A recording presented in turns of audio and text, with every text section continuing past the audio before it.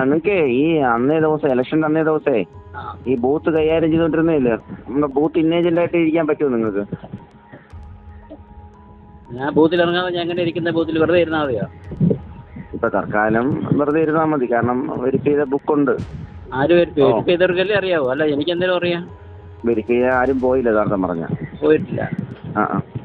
പിന്നെ നിങ്ങൾ ആ പാർട്ടിയെ പറ്റിക്കുകയല്ലേ ചെയ്യണത്?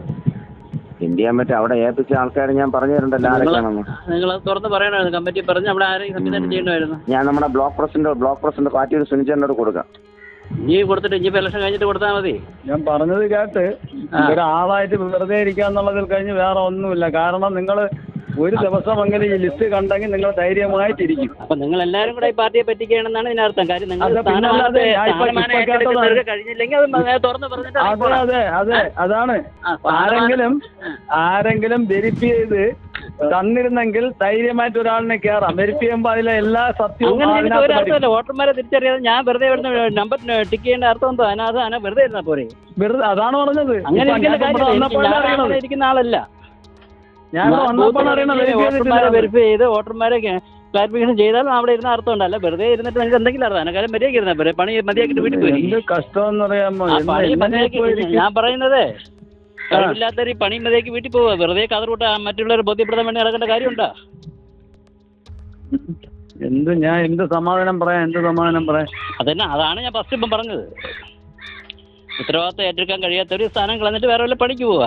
കഴിയുന്ന ഇറങ്ങി എടുക്കും. ഇമ്മ കതറൂട്ട് കിടന്നിട്ട് വല്ല കാര്യമുണ്ട്? ഞാൻ അത് ചെയ്യണം ഇത് ചെയ്യണം എന്നൊക്കെ പറഞ്ഞ് ആരെ ബോധ്യപ്പെടുത്താൻ? നമുക്ക് ചെയ്യാൻ പറ്റുമെങ്കിൽ ചെയ്യുക, അല്ലെങ്കിൽ കളഞ്ഞിട്ട് പോവുക. അല്ല ഇനിയിപ്പം എന്തായാലും ഞാൻ പറയാൻ പാടില്ലെങ്കിൽ പോലും പറയാതിരിക്കാൻ നിവർത്തിയില്ല.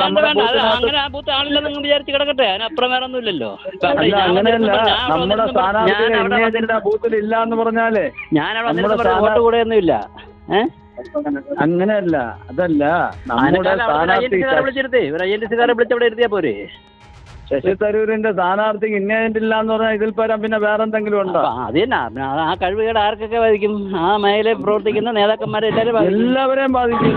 അതുകൊണ്ടേ പറയാം, ഒരു INTC കാരനെ വിളിച്ചിരുത്താൻ, അല്ലെങ്കിൽ ഒരു ഹിന്ദിക്കാരനെ വിളിച്ചിരുത്തി, ഒരു ഹിന്ദിക്കാരെ വിളിച്ചിരുത്തി.